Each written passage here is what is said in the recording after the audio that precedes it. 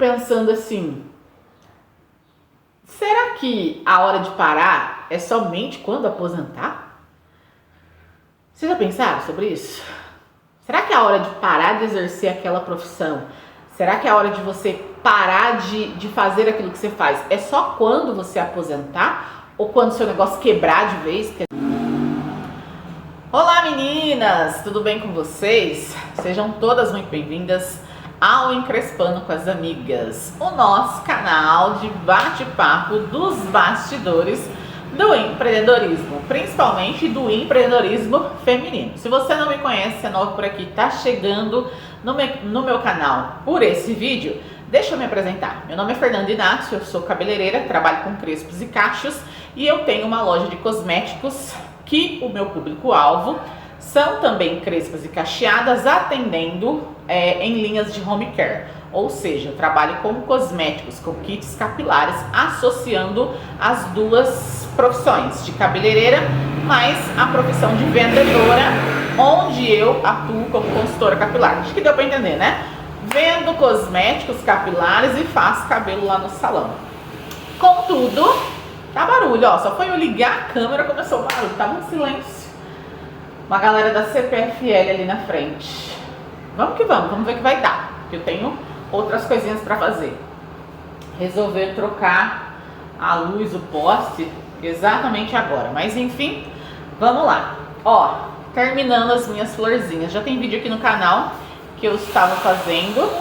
Estou terminando de concluir uma árvore, no caso com a árvore de ipê, com materiais recicláveis, né, e feito de, como chama isso daqui? De papel crepom. Ó, quem acompanha o canal já tá aqui muito mais tempo, já viu de quando eu comecei a fazer essa árvore e faltava só esse galho, ó.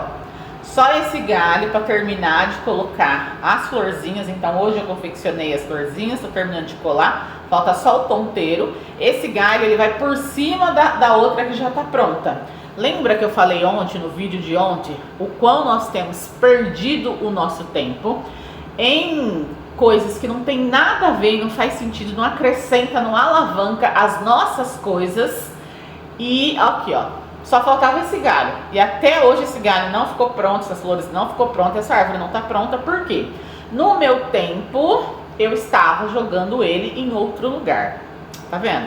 Eu sou prova daquilo que eu falo. Eu não venho aqui inventar roda pra vocês, não. Eu venho trazer o que eu vejo que acontece comigo, as minhas travas, os meus bloqueios, os meus movimentos, e eu venho trazer um despertar para você, porque às vezes você tá aí também igual eu, ó, com algo para acabar e você não acabou, mas você vai olhar o que postou, o fornecedor, o grupo, vai comentar, você dá uma paradinha, eu sei que você dá. Enfim, já estamos cá, e aí eu vou aproveitar e já vou trazer para vocês um vídeo que faz tempo que eu tô querendo abordar com vocês essa questão.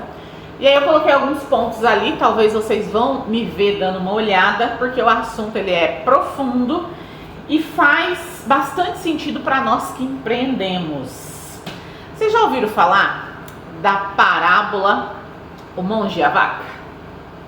Vocês já ouviram falar? Muito conhecida nos nossos meios aí. Vocês já ouviram falar? Vou colocar ela aqui e eu vou ler com vocês. Deixa eu só achar aqui pra gente ir batendo uma bola, batendo um papo. Depois eu quero que vocês coloquem lá nos comentários o que vocês acharam. Deixa eu contar pra vocês primeiro a primeira vez, qual foi a minha experiência, a primeira vez ouvindo essa parábola. Eu nunca tinha lido ou ouvido alguém falar, né, um escritor, um professor, um palestrante, não tinha. A primeira vez que eu ouvi falar foi da boca da minha tia, uma senhora comum, que ela lembrava apenas alguns pontos e ela falou, principalmente... Ó, minha voz embargando. Deixa eu beber água, peraí.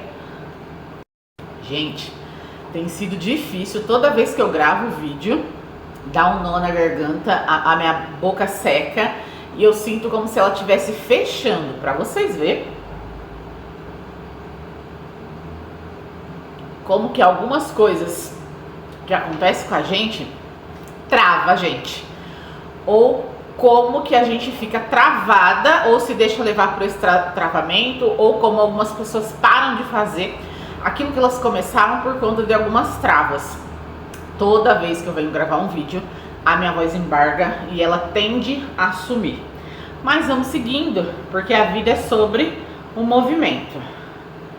Consequências que ficaram aí, mas nós vamos sabendo lidar. Enfim, coloquei aqui de novo na parábola.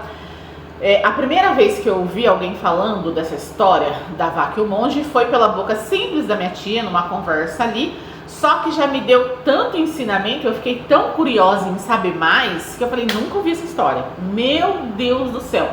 Eu não sei se era pelo momento que eu tava passando, mas fez muito sentido pra mim. Ela só ressaltou assim, que o discípulo do sábio jogou a vaquinha da família no precipício e que depois eles voltaram lá de novo, a fazenda tinha crescido, estava cheia de animais e que eles estavam felizes para sempre. Ou seja, ali eu entendi que, caramba, tem alguma coisa travando. E às vezes a gente tá tão agarrada naquele negócio que aquilo tá fazendo você não progredir. Ou é um medo, um bloqueio, uma trava, pode ser uma pessoa, um sentimento, uma dor. E aquilo eu entendi dessa forma e eu fui buscar mais essa parábola para poder entender mais. Fui ler a história por completo. E na época eu lembro que eu tomei uma decisão. Eu vinha aí de um aprendizado de marketing digital. E aí eu estava estudando muito sobre afiliado digital. Em em paralelo a isso, eu estava sentindo muitas dores nos meus braços devido a alguns movimentos que eu ainda fazia de escova. Já trabalhava com crespos e cachos, mas eu tinha mantido ainda a escova no salão. Então eu escovava cabelo crespo, eu escovava cabelo cacheado, a ponto de garantir para a pessoa que a minha escova não ia alisar o cabelo dela e não ia desestruturar, porque é algo que isso pode acontecer de acordo com o que a pessoa vai fazer ali as práticas de escovação. Então a gente tem muitos relatos de pessoas que perderam os cachos somente de ir ao salão fazer uma escova e uma chapinha. Então eu vendia isso como um diferencial, que a minha escova não iria alisar os seus cachos. Só que eu escovava, então eu não fazia mais escova progressiva, nem selante, nem botox, mas a escova eu ainda fazia.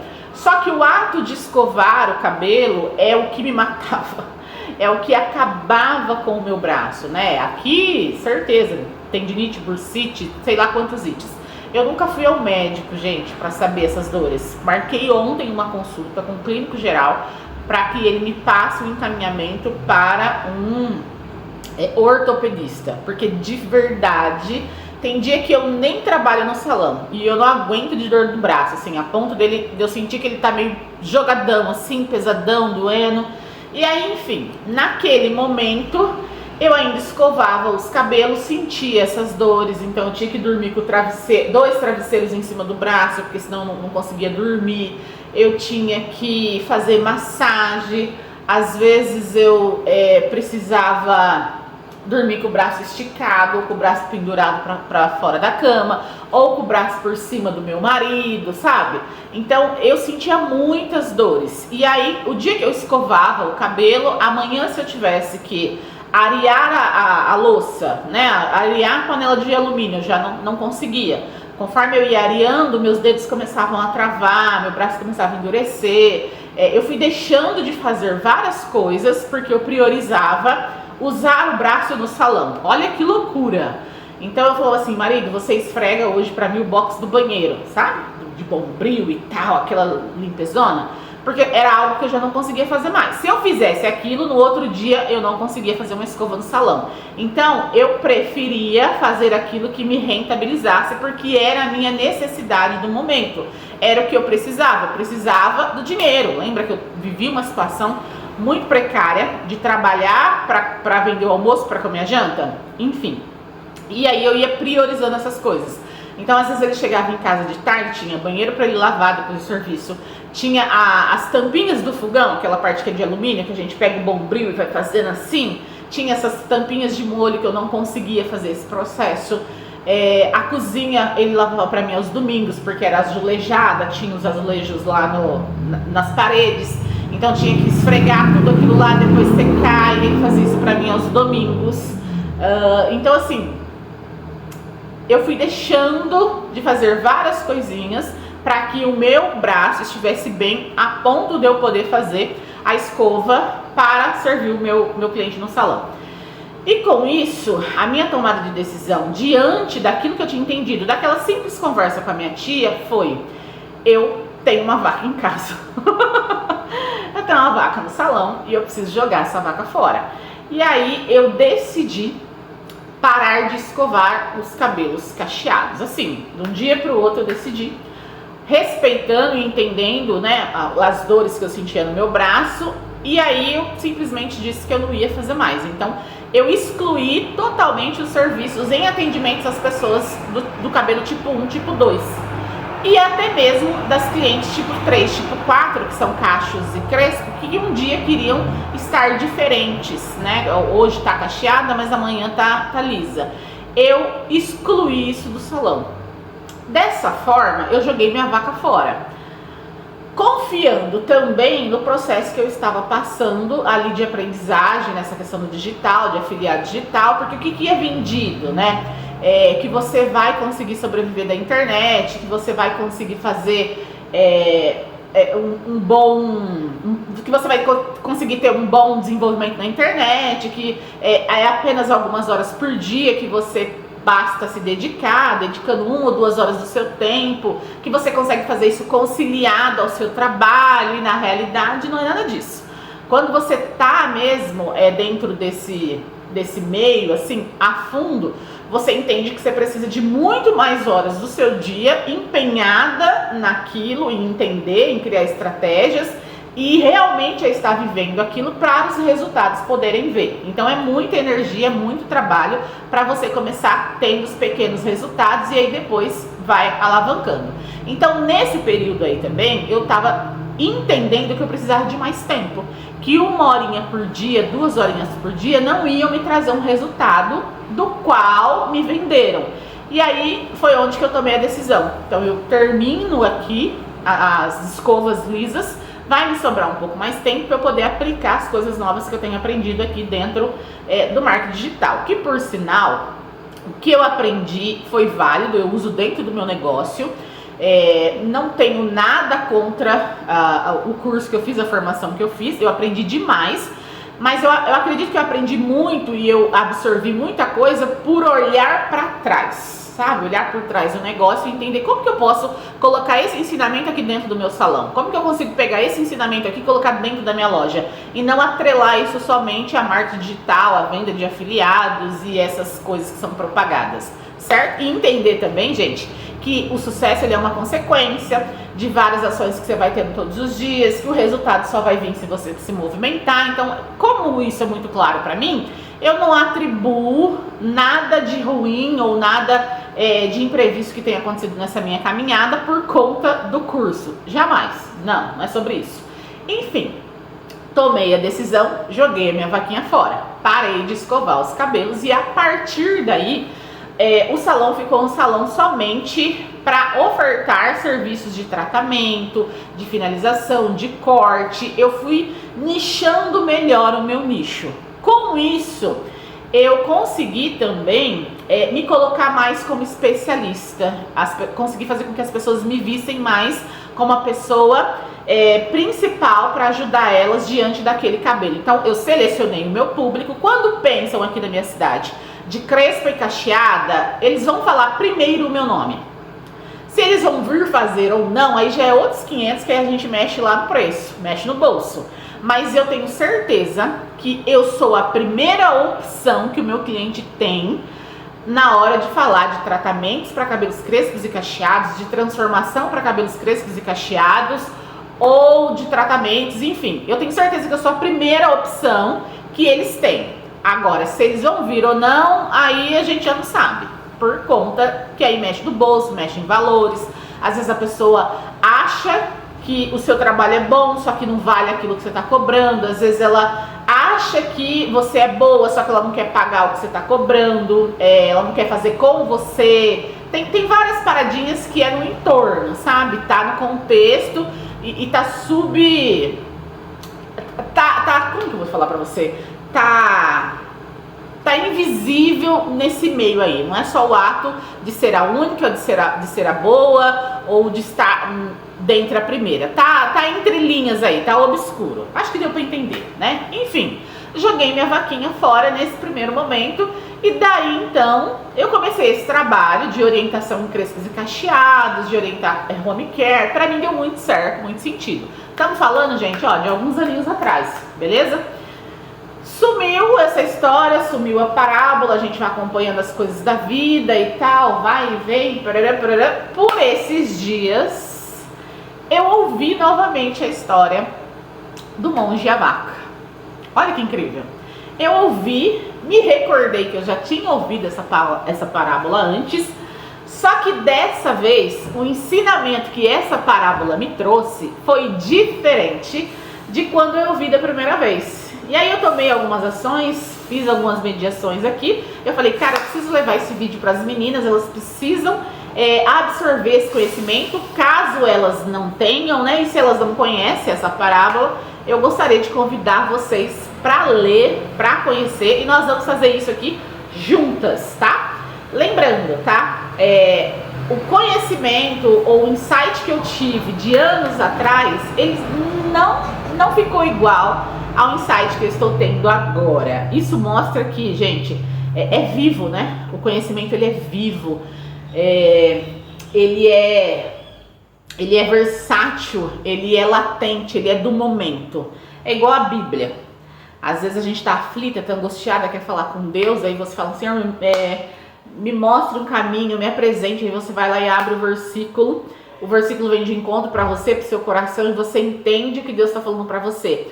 Mas se amanhã você for lá e você abrir a Bíblia no mesmo versículo, você vai ter outra compreensão daquilo que Deus quer para sua vida, porque é do momento, é daquilo que você está vivendo. Então vamos lá, vamos ler juntos a parábola do monge e a vaca. Convido vocês a ter um minutinho aí, 2 minutinhos de atenção, tá certo? Vou ler aqui, por isso que eu vou estar olhando para baixo. Um monge e seu discípulo estavam andando quando encontraram uma casa bem pobre pelo caminho.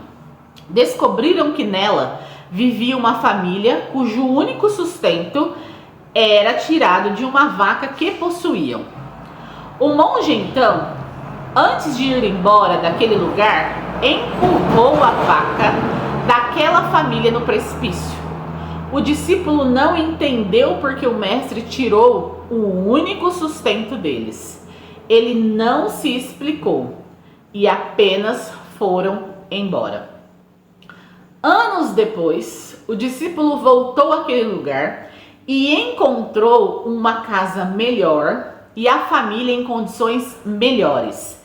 Ele perguntou aos moradores o que aconteceu com a pobre família que morava ali antes.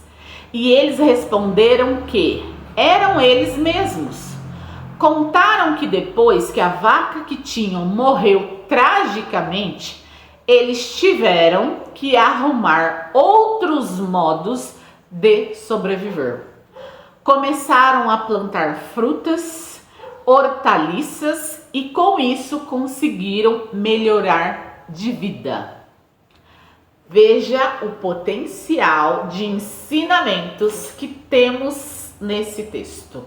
Convido você a dar um Google lá depois para ver se você acha essa parábola, lê ela novamente para você ter mais compreensão. Mas esse é o texto.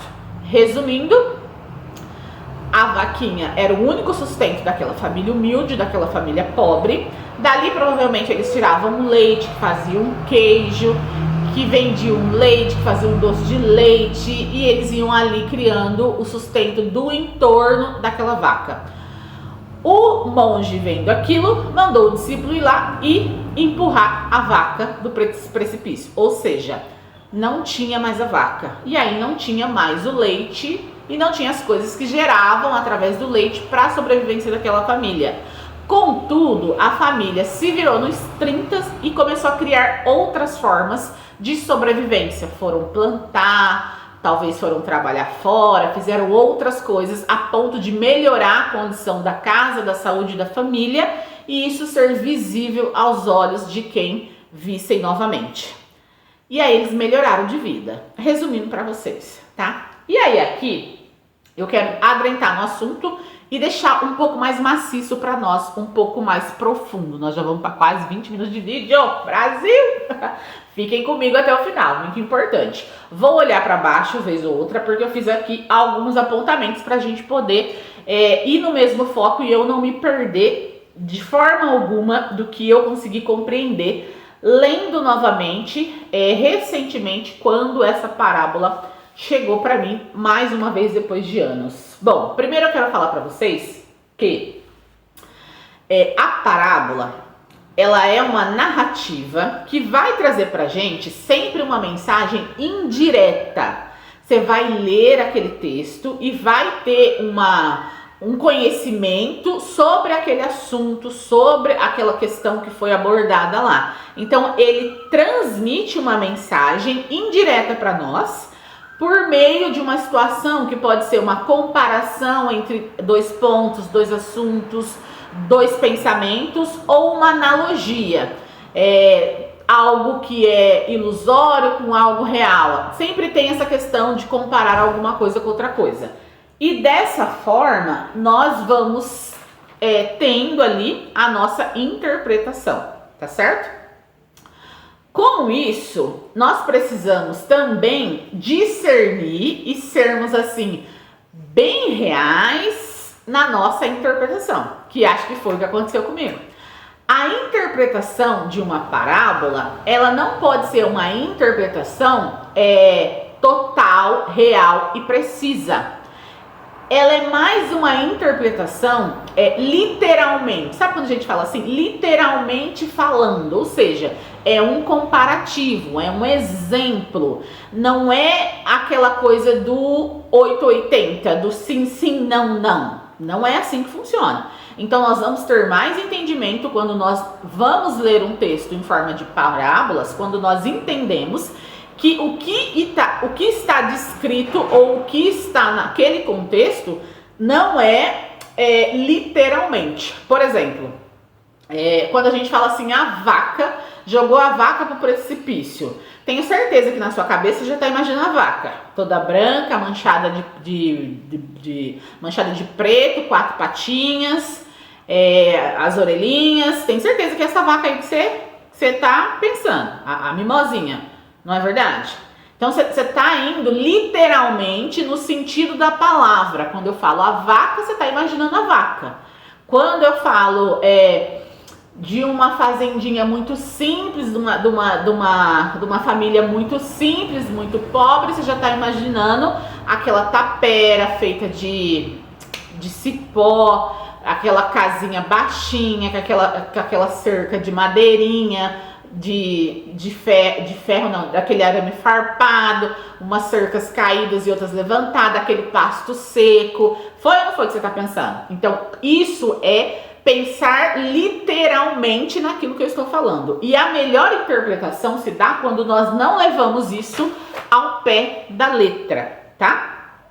E dessa forma, é bem interessante a gente pensar que os pontos principais dessa parábola não está alicerçado a ferro e fogo. Então, vale lembrar que a vaca, de repente, não é a vaca. Não é a vaca. Não é a mimosinha. Pode ser, de repente, um emprego, um romance, um companheiro. Tá dando para entender? Que não é para ser levado literalmente ao pé da letra?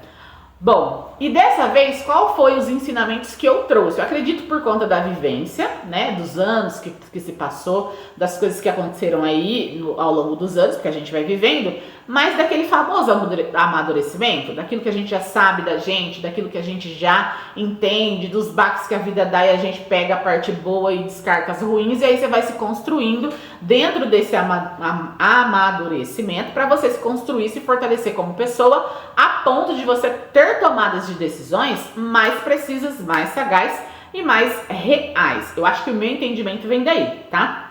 Então, eu gostaria de falar pra vocês que, ó, papelzinho cola na mão, gente. Ó, só pra falar pra vocês. Eu gostaria de falar pra vocês que... Ó a minha voz. Ela some. Que a família pobre, não representa de fato uma família pobre. Que no contexto da história está nos contando de uma família pobrezinha e tal, mas não necessariamente tem que ser uma família pobre. E também que não é porque é uma família pobre que ela vai nos representar a pobreza de fato. Outra coisa muito importante, vale deixar ressaltada, que nesse contexto da vaca e o monge, não é a condição social que é mais importante. O enredo dessa história, o enredo dessa parábola, ela não está massificada em simplesmente na pobreza e na condição social daquela família e na condição financeira. Muitas das vezes você vai tomar as suas decisões baseadas somente nessas questões, porque foram as questões que ficaram mais afloradas no decorrer da história, que é a questão social, que é a questão financeira, tá? Outro ponto importante que eu acho salientar aqui, né? Muitas das vezes nós julgamos, nós atrelamos, nós palpitamos, a gente fala às vezes sem muito lugar de fala, né? Sem viver lá o processo, sem estar comendo sal de verdade. E aí vale dizer que quem é pobre não está nessa condição porque quer, e ela também não é pobre porque ela está na zona de conforto dela, e ela também não é pobre ou ela não está pobre porque ela não se esforça, porque ela não faz, porque ela não corre atrás. Não é sobre isso, não é. Eu acho que também no decorrer do texto transparece essa coisa, sabe? Que a família está naquela condição porque eles não estão se esforçando, eles não estão se empenhando, eles não estão criando outras coisas. E a pobreza, o estado da pobreza ou a condição de quem está pobre ou é pobre não é sobre essa questão dela estar confortável no ambiente que ela está e ela está aceitando tudo e todos. E não é porque ela não se esforça. Não é porque ela não está fazendo. Não, porque se fosse assim, eu e você, que nível nós não estaríamos? Hã? Será que a gente não está se esforçando? Hã? Será que a gente está na zona de conforto? Não, ainda mais eu, gente. Que vou lá no lixão, pego tauba, para o carro, pega a tauba, boto lá. Aí a gente vai cortar, vai pintar, vai fazer. Você acha que eu estou na zona de conforto? Você acha mesmo? Eu tenho certeza que você também não está na sua zona de conforto. Tenho certeza, certeza. Você acha que você não está se esforçando? Aí a gente pode abrir um parênteses. Talvez você não esteja se esforçando um tanto a mais, mas de repente você está se esforçando. Mas como você aprendeu no vídeo de ontem, que ao invés de você estar empregando esforço naquilo que realmente é importante para você, ó o exemplo, naquilo que realmente vai te rentabilizar, naquilo que vai colocar comida na mesa, arroz e feijão, naquilo que vai alavancar suas vendas, você está gastando o seu maior e precioso tempo fazendo outras coisas. Mas como você já aprendeu, você agora, eu tenho certeza que você se esforça. Você está se esforçando. Então, assim, a nossa condição não está relacionada a estar na zona de conforto ou a gente não está se esforçando. Porque eu tenho me esforçado todos os dias. Eu tenho pelo menos feito todos os dias, certo? Dessa forma, o que nós podemos falar aqui? Que é muito errado nós pensarmos que trazer o contexto da história para essa questão da pobreza atrelado ao conforto que ela está e ao comodismo, juntamente com a falta de esforço da parte da pessoa, é muito terrível nós pensarmos que uma família tirar o pouco que ela tem, aquilo que te rende, aquilo que te traz o sustento, se ela tirar aquilo da vida dela, se ela jogar aquilo fora, se ela mandar precipício abaixo, vai fazer ela mudar de vida. Gente, isso daqui é um absurdo você pensar assim. Se você pensar que aquilo que tá te gerando uma rendinha, aquilo que tá te fazendo colocar o arroz com feijão na mesa, e você subentender aí diante dessa parábola que é aquilo que tá te fazendo você não prosperar, que é isso que tá fazendo você não crescer e você querer jogar esse pouco fora, jogar na lata do lixo, no precipício, isso é um absurdo, é uma insanidade para você, para o seu negócio e para sua família. Então, muitas das vezes as pessoas jogam fora o pouco que elas têm, e aquele pouco, que é aquele pouco pingado, sabe? Melhor pingado do que secado, é aquilo que está trazendo dinheiro da água, é aquilo que está trazendo dinheiro da força, do leite, é aquilo que está fazendo gerar um movimento. E aí quando você é acometida pelos barulhos da internet, pela exposição da blogueira, das consultoras, as aberturas de caixa, por tantas outras coisas que a gente vê, né, nessas redes sociais, você entende e desvaloriza aquele seu pouco a ponto de você jogar fora aquilo para começar talvez outra coisa do zero, do nada, ou simplesmente para ficar apreciando a vida alheia, passando horas e horas. Tá conseguindo entender? Eu acredito que sim. Quer ver como que isso é verídico, que eu tô falando pra você? Que não dá pra você tirar o pouco que uma família tem e falar que a partir dessa retirada a vida dela vai mudar, vai dar um upgrade e eles vão melhorar de vida. Quer ver um exemplo? Vamos pensar nas cidades que alagam. Tivemos lá no Rio Grande do Sul, né? Aquela catástrofe da enchente. Vamos pensar lá. Para aquelas famílias que tiraram um pouco dela. Tiraram um pouco delas. Foi tirado delas o pouco que ela tinha por uma catástrofe natural, mas foi tirado. E aí? Elas começaram? Elas tiveram a vida transformada após isso? Foi fácil para elas? Ou muitas estão lá ainda tentando se reerguer e fazer novamente as coisas acontecerem? Então você percebe que não é só sobre tirar, não, que realmente vai fazer você alcançar a sua independência, ou a sua qualidade, ou o seu status. Não é só sobre tirar. É só você pensar nessa questão simples aí, das pessoas que foram acometidas pelas enchentes, e aí no outro dia elas já estão lá no topo, em grandes jantares, em grandes viagens, andando de avião, iate, jet ski. É só você pensar sobre isso. E aí vamos aos ensinamentos reais, né? O que eu aprendi de fato aqui nessa nova versão, em ler novamente essa questão da parábola. A vaca, ela representa cada um de nós. A vaca representa cada um de nós. Desde que não seja o seu único meio de sobrevivência, a sua vaca, ela é a sua zona de conforto. Olha o que eu tô falando diferente dos pontos que eu coloquei anteriormente. Vou dar um exemplo aqui, fácil do meu dia a dia aqui, exemplo do corriqueiro. Eu tenho a loja e eu tenho o salão. Eu tenho o salão e tenho a loja, certo? Então eu tenho daqui 2 meios da onde eu consigo rentabilizar para levar o sustento lá para minha casa.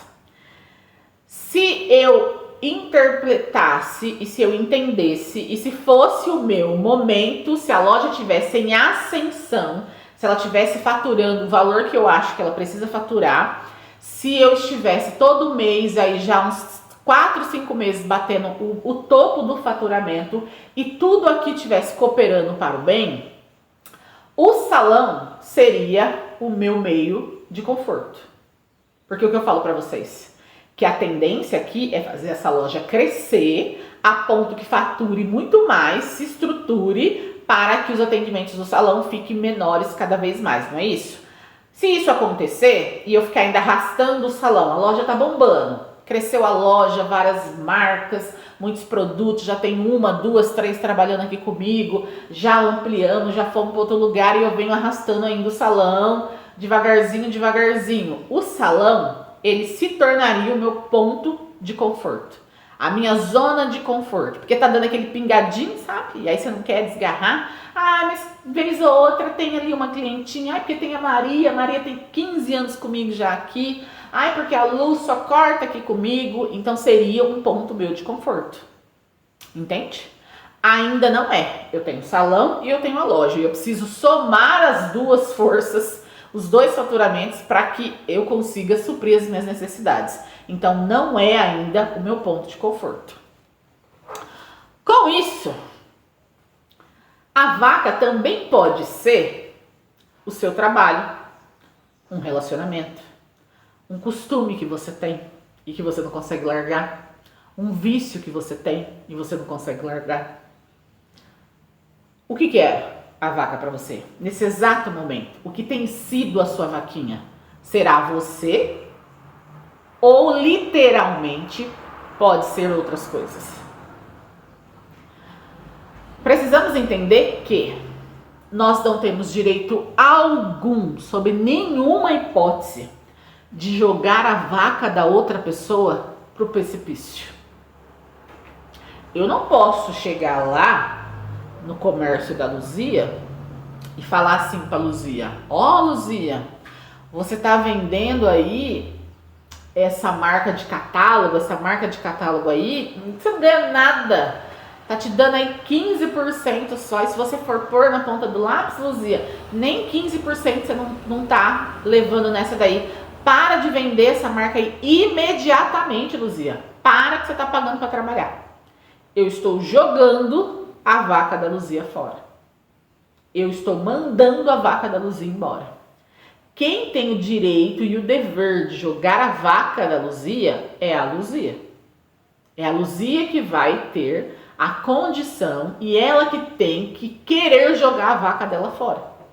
Porque às vezes 15% para Fernanda é pouco.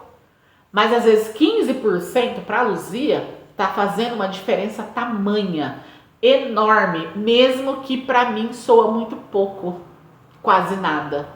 Mas tá fazendo diferença lá na vida e na realidade real que a Luzia tem. Tá conseguindo entender? Outra coisa que eu coloquei aqui para nós, para não deixarmos isso passado assim de uma forma, sem tirar grandes conteúdos dessa parábola. Cada um de nós temos a nossa própria vaca para se livrar dela quando a gente quiser, quando quiser e se quisermos. Eu tenho minha vaca. Aliás, eu tenho a boiada toda. São várias vacas. Mas eu me livro de cada vaca se eu quiser. E quando eu quiser. E mais, se fizer sentido para mim, para minha realidade, para o meu contexto, para a vida que eu levo, para o objetivo que eu tenho, para o foco que eu estou seguindo, se fizer contexto, se livrar da vaca. Porque se não fizer sentido diante das minhas coisas, das minhas realidades, dos meus porquês, para quês e para quem, eu não preciso me livrar da vaca. E quando eu for me livrar da vaca, eu preciso estar preparado para poder me livrar da vaca. Trazer aqui pro meu dia. Quando eu for me livrar da minha vaca salão, quando eu for desapegar do salão, quando eu encerrar as atividades do salão, a minha loja, ela tem que suprir a loja e aquilo que o salão fazia. Então ela tem que estar em outro patamar, ela tem que estar numa outra escala, ela tem que estar abastecida, ela tem que ser conhecida e reconhecida, ela tem que estar com uma estrutura bem completinha, com tudo rodando, para que eu desapegue do salão, para que eu largue o salão e eu consiga ter a consciência tranquila que é o momento certo de eu sair do salão, de eu parar com o salão ou de eu fechar o salão. E aí eu vou viver somente da loja. Enquanto isso não acontecer, enquanto esse preparo não chegar, enquanto o salão fizer sentido, principalmente para manter as minhas condições financeiras e eu poder fazer o básico ou eu fazer o necessário para mim, para os meus, para minha casa, eu ainda manterei o salão. Eu posso sempre estar mexendo ali nos procedimentos que eu vou fazer, reduzindo ou estreitando ou melhorando, mas ele ainda é mais um ponto de renda aqui para nós. Deu para entender? Então, na realidade eu vim trazer esse assunto para vocês porque essa semana, né, conversando em mesa lá, a gente tava jantando, e aí a Bibi falou assim: ô mamãe, o que você mais gosta de fazer? O que você mais gosta de fazer lá no salão? Eu acho que ela perguntou. Falei, a mamãe gosta de fazer a transformação, né? Eu adoro transformar o cabelo, mudar a pessoa e tal. Aí eu falei, mas de verdade, Bi, se a mamãe pudesse, tivesse condições para isso, eu acho que a mamãe não teria mais o salão, a mamãe não ficaria mais trabalhando no salão. Aí ela, ai, não acredito. Nossa, a cara dela ficou bem triste, bem sentida. Não sei se ela tem como referência, sabe? Ai, não, ai, não. Eu falei, infelizmente é porque as condições ainda não chegaram para isso, mas a mamãe está trabalhando para isso, para que um dia eu fique só na loja. Agora, uma coisa que eu sou muito boa administradora de salão. Talvez eu teria um salão só para eu administrar. Se eu tivesse outras pessoas trabalhando para mim, eu tocaria legal o salão. Nos bastidores, porque dos Paranauê eu entendo, mas eu não quero passar mais e mais tempo ali na comissão de frente. Primeiro que eu não tenho tanto saúde mais para aguentar mais aí alguns carnavais, né? E outra, porque eu fico pensando assim, será que a hora de parar é somente quando aposentar? Vocês já pensaram sobre isso? Será que é a hora de parar de exercer aquela profissão? Será que é a hora de você parar de fazer aquilo que você faz? É só quando você aposentar? Ou quando seu negócio quebrar de vez? Porque a gente vê muito isso, né? As pessoas se aposentam e param de trabalhar naquele ofício. Ou se elas empreendem, o negócio quebrou, faliu, fechou, aí elas param de trabalhar, sabe? Ou elas vão começar um outro negócio ou voltam a trabalhar no regime de CLT. Aí eu tava me fazendo essa pergunta, será que eu vou ficar nesse ponto assim, né? E eu não quero isso. Eu não quero esperar eu aposentar para eu poder sair do salão. E eu também não quero que o salão quebre, que eu fale o salão, fora às vezes que já fali, né, antigamente. Eu não quero que dessa vez eu venha falir o salão para eu poder parar de trabalhar no salão. Eu quero ter a condição de escolher, como eu tenho feito escolhas ao longo das tomadas de decisão que eu tenho tido para com o salão. Eu quero ter a condição de escolher, a partir de hoje, eu não atendo mais no salão. Olha que coisa. Eu acho que é mais sobre isso, é sobre o poder da decisão, o poder da sua escolha. Você fazer aquilo que você quer fazer, no momento que você precisa fazer, e mediante as suas realidades. Bom, meninas, videozão matador, eu acredito que foi sensacional. Quero saber um pouco de vocês aí nos comentários, qual foi o insight que vocês tiraram desse vídeo e em consequência dessa parábola. E se vocês não tiverem acesso, dá um Google. Eu vou tentar pegar um encartezinho e deixar também lá na nossa comunidade, como se fosse uma fotozinha lá também para vocês, tá? Vou ficando por aqui, quase terminando aqui, ó. Meu dia tem sido muito mais proveitoso sem ficar olhando o grupo do WhatsApp. Vou falar pra vocês, viu? Beijo, beijo, beijo, meninas. Tchau!